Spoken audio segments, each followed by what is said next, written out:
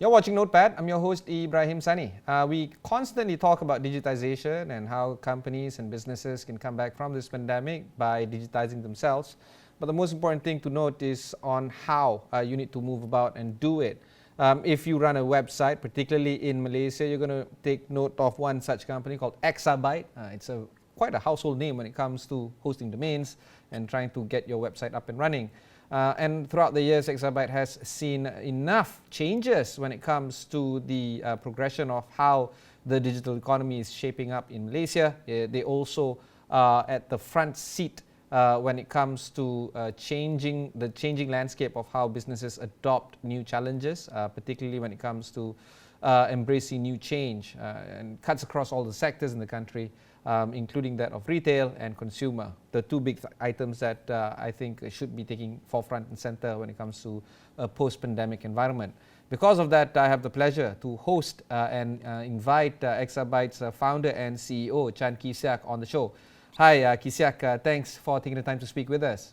Let's talk a little bit more about Exabyte's journey through the pandemic. I know you've been on the channel for a few times, very recently. I just want to know very quickly about what you guys do and how you guys are performing during these very troubled times of the country.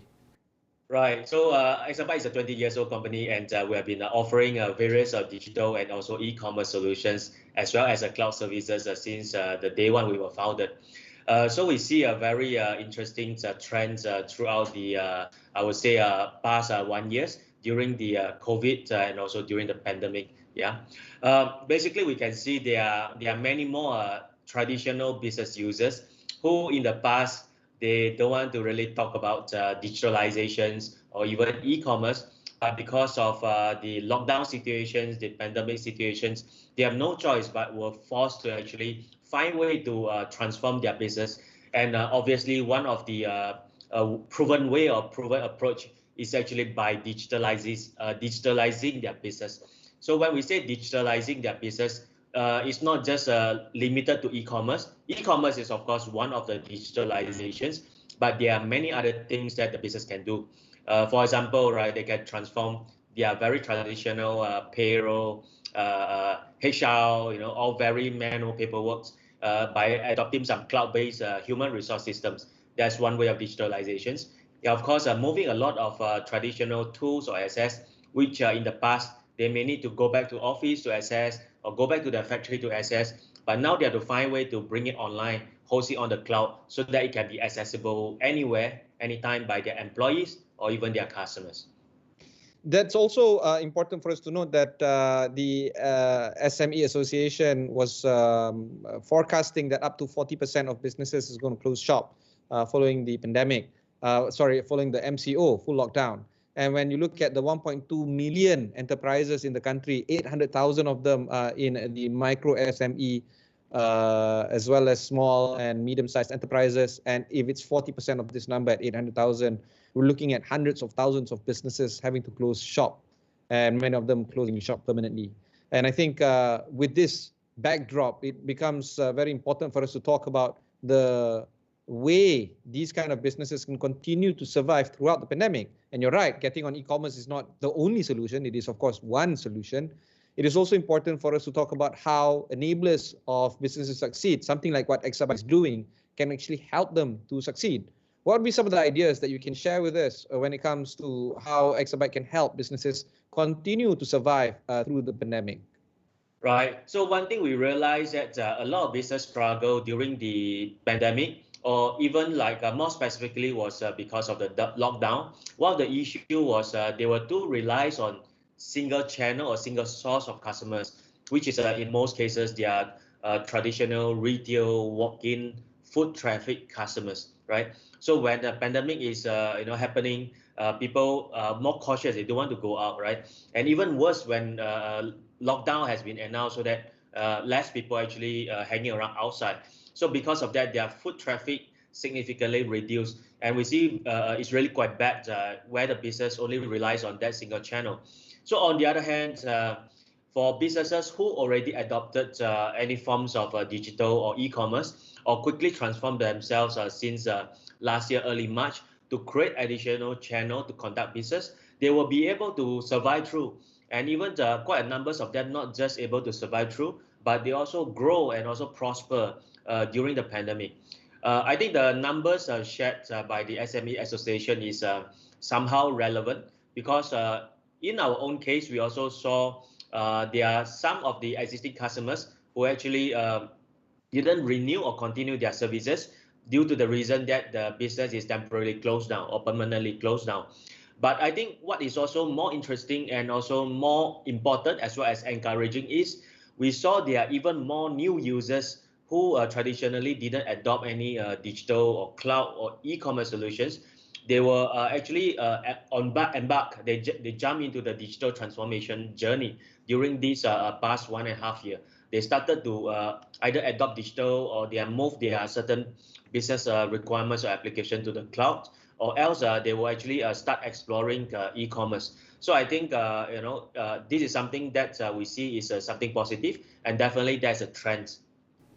Because of this, do you think that companies need to spend a little bit more time in terms of trying to see how they can improve their businesses by digitizing itself, and perhaps allocate resources for it, i.e. money, and perhaps even hiring new people? I would assume people who are a little bit more tech savvy, a little bit more digital inclined. Do you feel that companies are spending enough time reallocating these kind of resources to continue to make their businesses survivable after the pandemic? I think case by case basis, but in a broad base, I will definitely say we definitely don't spend enough time. Most of the businesses, they didn't spend enough time in the past to really understand all these digital online e-commerce works.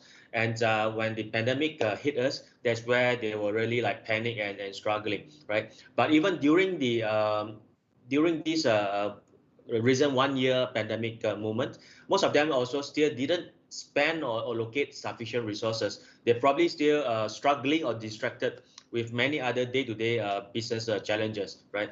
But on the other hand, we can see those businesses who really put in their effort, they really force themselves without any much other choices, options. They really do the transformation. They really make good use of online, digital, as well as e-commerce. There are many of these companies actually prosper and doing extremely well during these pandemic seasons. And going back to the questions about the resources, right? I think it's actually fortunate and we are lucky in the sense that there are many programs and also assistance out there from various sources, including the government, regardless it's a federal or states, or even some of the community out there. There are many programs that are actually helping and even up to a certain extent funding all these SMEs to actually start their digitalizations journey. So I think many of these resources or programs still is available because the take-up rate is still not so encouraging. That means there are still many resources is available. So I think we urge all the SMEs to make good use of this opportunity, go and apply. There's nothing to lose. Sorry, if you can just share some of the program names, maybe, if you are familiar with any of them.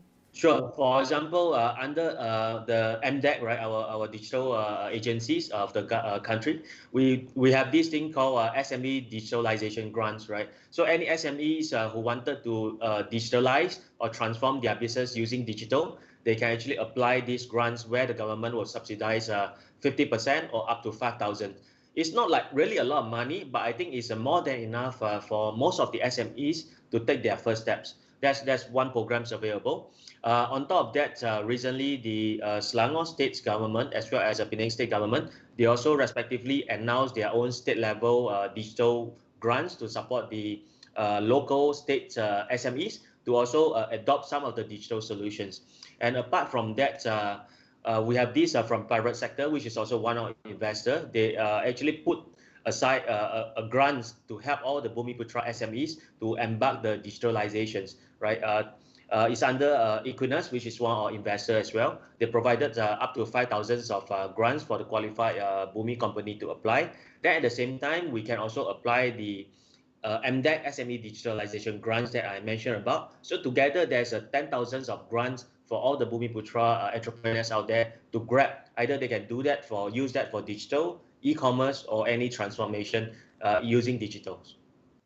Okay, we'll go for one short break before we continue our conversation with Exabyte.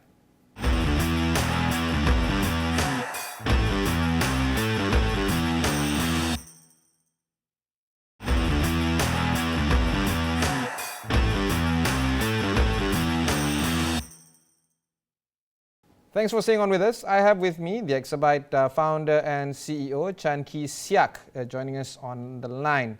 Let's talk a little bit more about the real case scenarios that you have seen when it comes to businesses successfully digitizing themselves. I'm sure you've seen many micro and small businesses do this well. Maybe some of your stories that you can share with us, particularly when it comes to how other companies can take lessons from.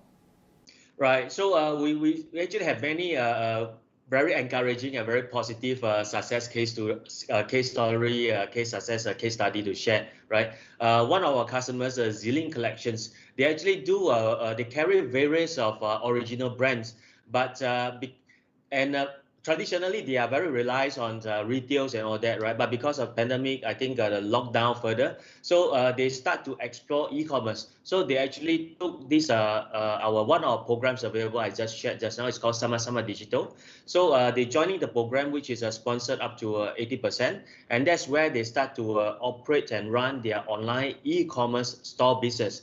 And from the not only running from the online e-commerce stores, they also leverage on social medias, leverage on other e-commerce marketplaces. So with that, right, from traditionally one or two retail channel, they actually able to expand to multiple channel, both online and social. So that instantly increase the exposure, increase the opportunities, and allow them to be able to continue doing their business online.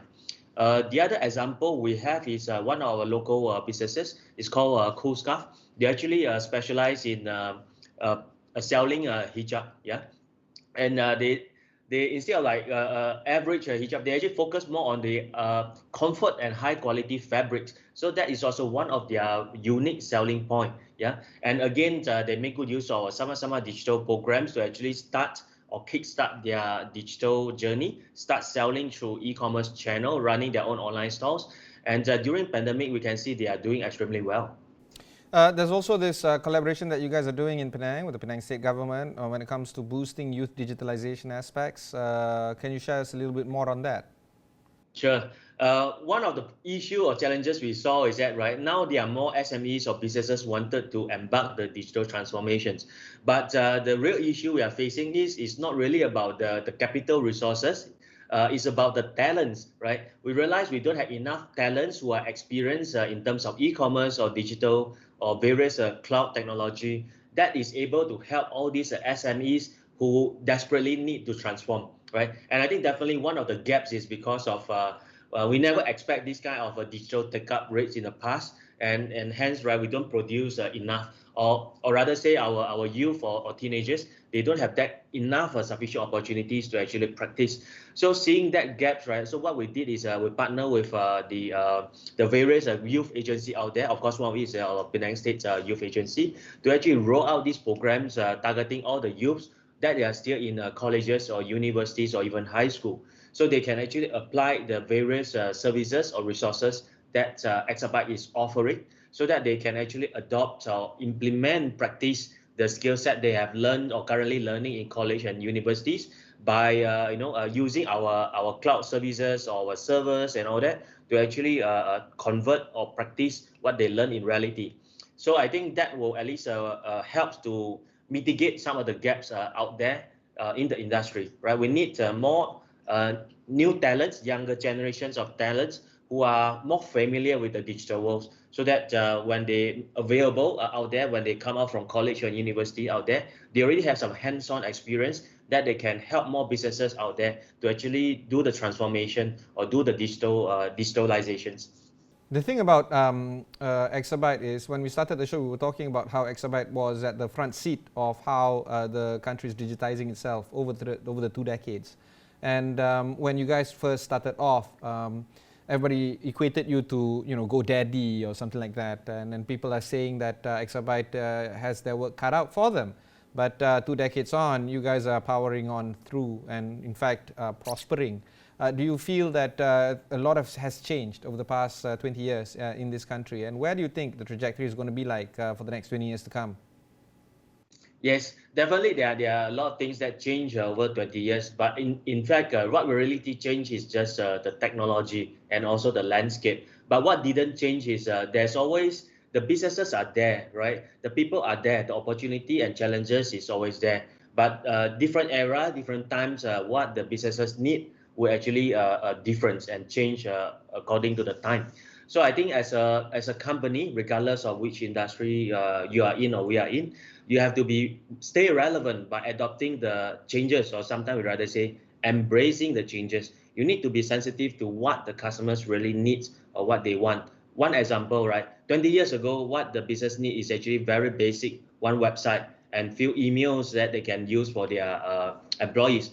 But today, I think the requirements become more sophisticated because businesses are moving more and more of their workload from traditional to the cloud or to the internet environment, right? They are hosting their mission critical HR applications, their ERP, their procurements, or many enterprise software on the cloud. So they would expect a very high uptimes and reliabilities on the services. Today, they also conducting their business transactions online. And in example, they might be running their e-commerce stores. So they need the e-commerce stores to be able to cope with other than just ease of use and flexibilities. It must also be able to accommodate a high volume of traffic. So these are some of the changes that it doesn't exist 20 years ago, but today is an opportunity. If you can provide those services, you are able to solve those problems. When we look at Exabyte growing as a company, a lot of opportunities being presented to Exabyte. You guys were supported by a lot of PE firms, VCs as well. For instance, Equinas pumping in about 10 million USD into the company a few years ago. So now the question is, what's next for Exabyte? Is listing an option? Do you feel that you need to raise more funds? Where do you stand in terms of your capital structure? Right. Listing definitely is options, but I would say it's not the only options. And I think based on the business models we have, and also based on our current strengths and the momentum we have, right, I think we still a lot more to grow. I think right now what we really wanted to do and focus on is how can we expand our business further outside Malaysia, i.e. how can we do more in terms of the Southeast Asia regions? How can we help more businesses to do the digital transformations? How can we convert more traditional business to actually start their e-commerce journey? So there are still many things, many more that we can do. Definitely, we keep all options open.